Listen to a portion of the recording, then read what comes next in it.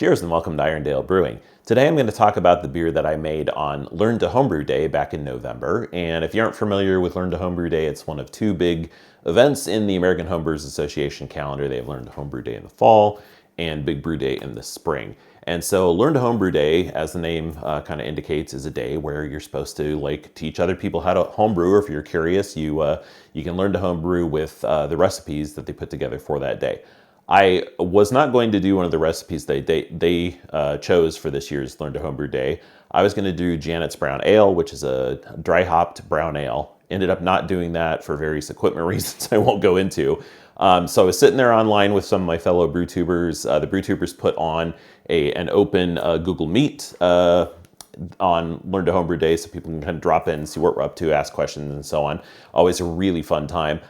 So while I'm watching my fellow brew tubers brew, I had serious missing out vibes. And so I'm like, well, I have grains, I have hops, I'm going to figure out something to make.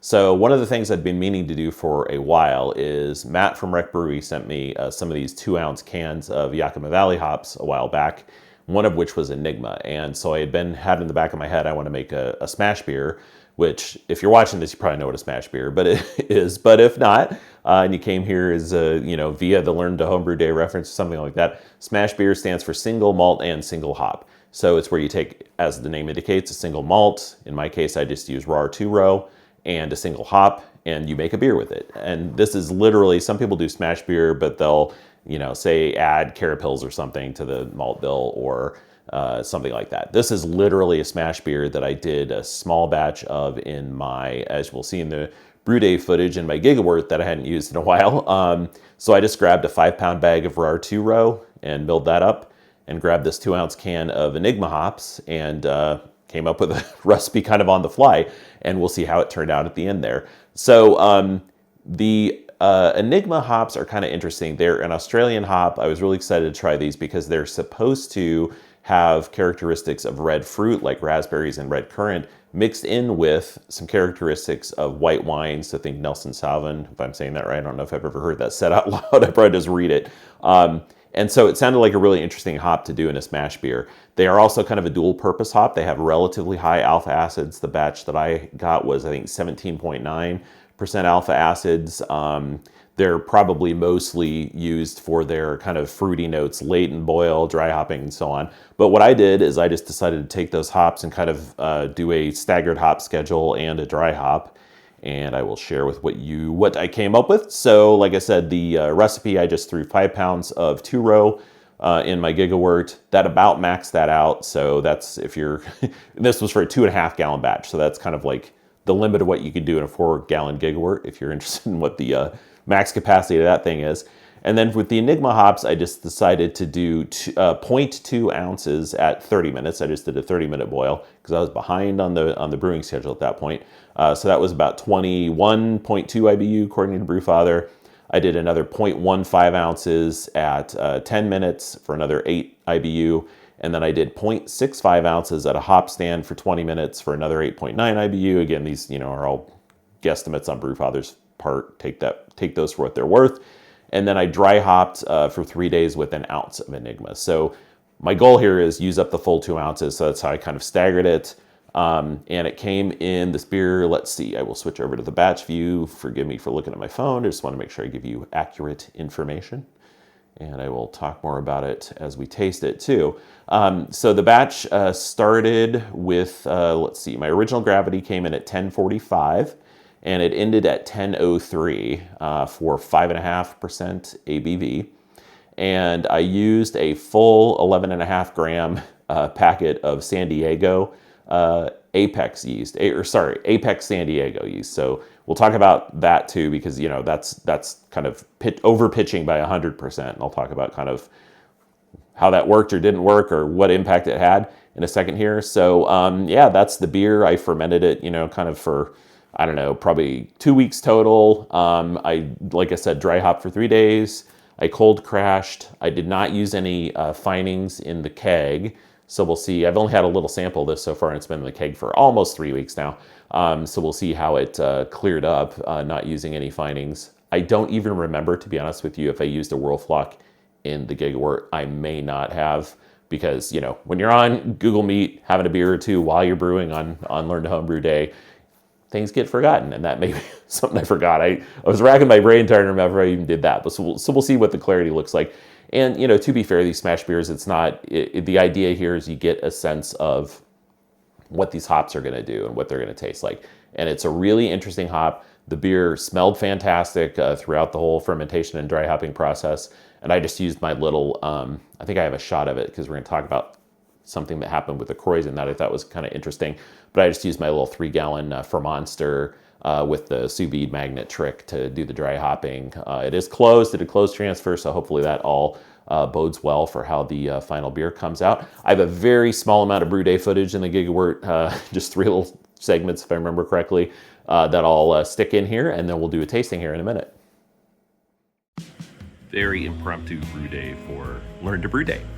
Doing a SMaSH beer in the Gigawort. Haven't used this thing in a long time. Small batch SMaSH beer with just 5 pounds of pale malt. And I'm going to be using these Enigma hops that Matt from Rick Brewery sent me. That's about probably all the brew day footage I'll do. But the Gigawort's nice. I had forgotten how nice it is for small batch, and holding the mash temp really nicely, if I believe that thing at the bottom there, and heat it up pretty quickly, and it kind of maxes it out at that size batch for the mash, but it's perfect for a 2.5 gallon batch with 5 pounds of grain. Anyway, we'll see how this beer turns out. Getting to the end of the hop stand here, so I can get a shot of the coagulation going on. I do have a whirlpool arm for this, but I have not gotten it figured out yet, and I did discover I need a better pump to make it all work, but that's where we're at on the SMaSH beer. Smelling fantastic. And here is the Enigma SMaSH in the fermenter, using this little Fermonster. I haven't used this in a while. It's fun to get back to using this thing. I apparently lost the hose I used to use for the blow-off tube because that one is way too long, so I just improvised and put the mason jar star sand down there. Yeah, and I did put the pill in there, and you see the dry hops. We'll just drop them in. The fermenter's pretty full. I hope the Kreuzen doesn't kind of start messing with the dry hops before I want to, but whatever. This is just a fun beer to throw together on Learn to Brew Day. And I'm sure it'll taste great, or at least give me a good idea of what Enigma hops taste like. So we'll keep checking on it. 24 hours after pitching, we have some nice activity on our Enigma SMaSH. Got some good bubbles going down there in the blow-off tube. And the Kreuzen is not quite, let's see if I can get a good shot of this, not quite hitting the dry hop bag. It's getting close. That was a pretty full batch for this. The original gravity came out about 3 points low is all, so for throwing something together last minute on equipment I haven't used in a long time, I'm not going to complain about that too much, but we'll keep an eye on things. That's where things are at the moment. It's, I think Brewfather's saying it's about, or the pill's saying it's about 17% done already, so that Apex San Diego yeast seems to be going pretty quickly. And you can't really see the, kind of it churning, probably not coming out on camera, but you can see some activity. So yeah, I'm looking forward to seeing how this one turns out. This is about 72 hours into fermentation. I think my dry hops are still barely okay. Cutting a little close there, but hey, that's okay. This was the throw together beer. It smells fantastic in there, so I have high hopes these hops are going to be interesting. It is ripping through pretty quickly. It's 50% done already. I think I'm just going to let it get all the way to final gravity and let it sit for a few days before I dry hop. I'm not interested in doing any biotransformation nonsense with this one, so that way I'll be sure that it's all cleaned up before I throw the hops in there and they don't sit too long towards the end of fermentation. So I'm excited to try this. It's a fun little thing to throw together, and it'll definitely give me a good idea of what Enigma hops taste like. Here we are at day 10 on the fermentation of the SMaSH beer, Enigma SMaSH. It has cleared up quite a lot, as you can see, and Kreuzen's dropped down quite a bit, so it is time to dry hop. I'm trying to tell. It's a little bit hard to see. I think maybe the dry hop's got a little bit into the mix there as this thing was fermenting, but not too bad. So we'll go ahead and drop it the short distance down into the beer. There they go. And then I'm gonna let that sit for 3 days at just the 68 fermentation temperature, and then we will cold crash and get it kegged up. I'm really excited. That's looking pretty good at this point to me.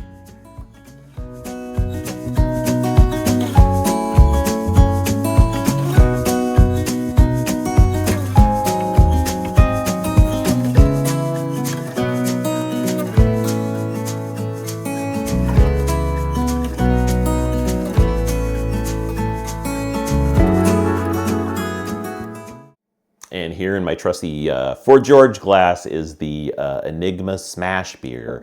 I'm just going to start talking about the beer straight away. It's fresh out of the keg, and I kind of want to get a sense of aroma and taste and all that stuff. And then we'll talk a little bit more about some of the other things I ran into while I brewed this beer.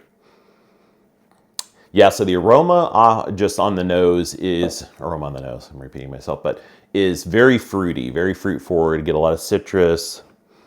To me, it doesn't read so much as red raspberry, like they say in the description. It's more citrusy, but also a hefty dose of white wine. It's kind of interesting because, yeah, if honestly, if I had a blindfold on and I didn't know this was beer, I would be reading that as white wine. Nice, crisp white wine scent to it. So I'm not a huge Nelson Sauvin fan, so we'll see how it comes off in the flavor. But that's kind of the major aroma for me is general. Yeah, now that I've taken a few more whiffs, I can see kind of red raspberry more so than citrus. Initially it read as just kind of generic fruit to me, which I kind of translated to citrus in my brain. But yeah, nice mix of white wine and red raspberry. So that's a really interesting hop for aroma. And so if you're looking for that in your late edition type thing for aroma, it'd be great for that if that's what you're looking for. This glass is getting a lot of condensation. Clarity wise, that beer, it's not super clear. I don't know if you can, I'm pulling this trick from my good friend Nick at Exit 12 in his reviews, uses a glass with a logo, and then it's a good way to see the clarity. Hey, can you see the logo through this? I mean, I can see the logo, but that is not a clear beer. It's kind of, it's not muddy or anything, but it's pretty hazy. Again, I may have forgotten to put Whirlfloc in, and I definitely did not do any findings in the keg. So take that for what it's worth. Again, single grain. I wasn't shooting for any particular profile from a grain perspective or any of that, but it does have a nice bright white head that's sticking around pretty decently. So yeah, let's check mouthfeel on this thing. Yeah, pretty thin mouthfeel, I'd say. The carbonation's good. It might actually be even a little bit high. But it's a nice, easy drinking beer. I always use kind of negative connotation words to describe mouthfeel for some reason. It's light. We'll put it that way instead of thin. Thin sounds bad. It's a nice, light, easy drinking mouthfeel. Okay, now let's talk flavor. Well, let me take another sip here. Think about this. Got a lot of thoughts going on.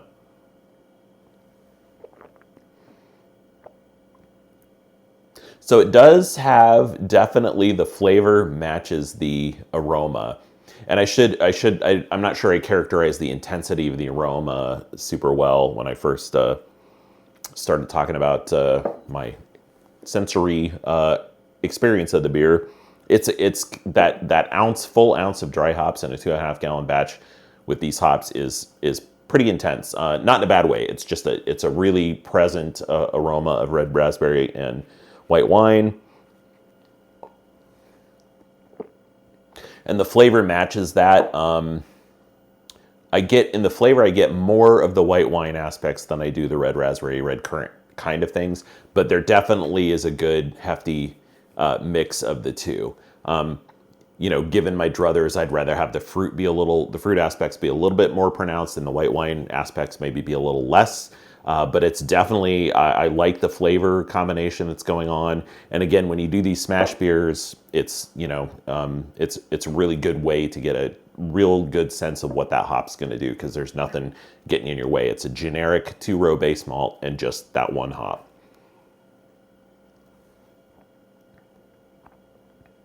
But yeah, it's a good beer. I can't believe in December I'm still getting a fruit fly, but there we are. It's a good beer. I enjoy the flavor, really enjoying it. That fruit fly is going to go for the beer. This is crazy. Okay, I think it flew away. But yeah, it's a nice, easy drinking beer. I would say maybe, if I'm being super nitpicky here, I was about to say it's too bitter. I don't think that's it. I think the bitterness is decent for this beer. It came out to a total IBU of the mid-30s, something like that. For a pale ale, 5.5%, that's pretty mid, and I mean that in a good way. I think for me, it's just there's a little bit of kind of grapefruit rind astringency in the finish, kind of mixed with that white wine dryness. And it did finish very dry. It came in I think at 10:03. So that's a pretty darn dry beer, and I tend to like dry beers. This one maybe just is a little bit over attenuated, because, I think probably because I overpitched by 100% probably didn't help. I would like it if it was a little bit, if it had a little bit more mouthfeel and finished slightly higher final gravity. But again, that's me being pretty nitpicky, because it's a very pleasant beer. That's a really nice hop. I would say probably, I'm not sure I would use that hop for bittering. Certainly works that way, and with the high alpha acids, you can get away with that. Probably if I wanted to emphasize this hop a little bit more, I would use something else for bittering, just generic, whatever, and then add this late, and then the dry hop. It worked really well to get those kind of fruit and white wine aromas, for sure. That worked fantastically well. But yeah, that's a really nice beer. I'm pleased with how that came out. And I am glad that on Learn to Brew Day, I just said, screw it, I'm just going to grab a bag of grain and these hops and see what I can come up with. And it just kind of, in a way, got me back to, especially doing the small batches like I used to do when I first started brewing again after a pretty long hiatus. It was fun to just get the gigawort out and just, kind of make something happen. I think in my bigger batches, I tend to do a lot of planning and get a brewing schedule going, and this made it feel a little bit more spontaneous, which was really fun, especially for something like Learn to Brew Day. That's kind of the spirit of the day. Just make something happen. So anyway, the only other thing I want to talk about is, and I'll put up I think I have a shot of the fermentation vessel here, the Fermonster. In the Krausen on the ring, after it died down, I noticed there was like a grayish purple color. And at first I was looking at it going, oh God, that you never want to see that color in your beer. It was funny, I brought this up on one of the Brew Tours meetings recently, and one of the guys in the club said, well, I've never seen that in my stainless steel fermenter. Obviously jokingly, because you don't even know what's going on. So, and I looked into that because the beer, there's no infection here. It could be clearer, but that has nothing to do with infection. No off flavors, no indication of anything wrong with the fermentation. So I looked into that a little bit, and apparently, and I've never seen this before, but apparently if you overpitch, that grayish purple color can indicate yeast that died because it just wasn't viable anymore. Never seen that before, but so that was a first for me. And I also read that it could be related to kind of hop oils and that sort of thing that could be given that a little bit of off color. I was concerned at first, but it's like you keep going and see how the beer is going to come out. And I'm glad I did, because this is, I would not enter this beer in a competition or anything, but it's a darn nice pale ale that is a really interesting hop, and I'm glad that I put this together to learn more about Enigma hops. I can't remember if I said at the beginning, it's an Australian hop, and it is a cross between Swedish Tettnanger, I'll correct myself on screen if that's wrong, and a North American hop. I don't think they specified which one in the breeding profile. But yeah, it's really interesting. And me as not a big fan of Nelson Sauvin on its own, I think this does work pretty well. And definitely if you like that kind of Pinot Gris, flavor in your beer or that characteristic, you get that kind of crisp dryness. This hop, which should be really interesting, you should definitely put it on your radar because it works really well for that. Like I said, for me, for what if I had my, if I was critiquing this beer a little bit, I'd like more fruit, less white wine crispness, but it is not a bad beer. I almost wish I had 5 gallons of it, but I make, I can probably can some up and send around and see what other people think of this thing. It's not going to win any awards for looks, just kind of a pale, cloudy yellow color, not super attractive on that front. But hey, it's a decent beer. And the main reason I wanted to do this video, I thought about just like letting it go and not doing a video, but I do want to just kind of encourage other brewers out there, especially if you kind of feel like you're in a rut or it's starting to feel like a chore or something like that. Just throw caution to the wind and see what you have laying around and just make a beer.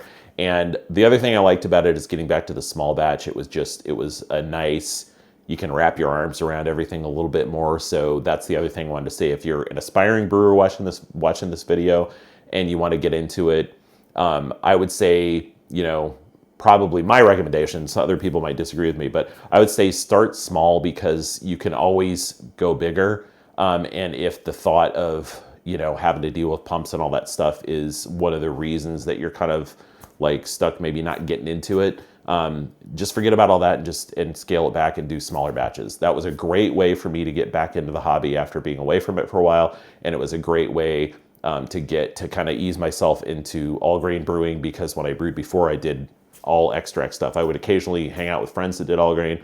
But yeah, I did all extract stuff just because I didn't have a lot of space or a lot of time when I was in grad school. And, made some decent beers, but I'm having a lot more fun doing all grain stuff. But all this is to say, just do it, basically. And so this is a testament to that. You can, make a beer with not a lot of pre-planning. If you have grains and hops around, that's all you need. You do your thing. You get some grains and water, throw some hops in there, and you can make darn good beer that is going to be fun for me to drink. So I think I'll stop there for this one. Cheers. I'm just looking at this more. I wish it was clear. I kind of think maybe I didn't put Whirlflock in there, but that's okay. It was a fun day. Check out Learn to Brew Day next year, but definitely check out the Big Brew Day. You can check out BrewTubers at any time if you want to get involved with that club, and it's a great group of people who will help you get into brewing if you're looking into it. And even if you're already a brewer, I would encourage you to try a SMaSH beer. I got other 2-ounce cans of hops in my freezer, and I'm going to do this again because it was just a simple thing, 30-minute boil. Kind of come up with a hop schedule where you spread it out and use up all those hops, and it's a really fun way to make a really nice beer. So cheers. I'll see you in the next one.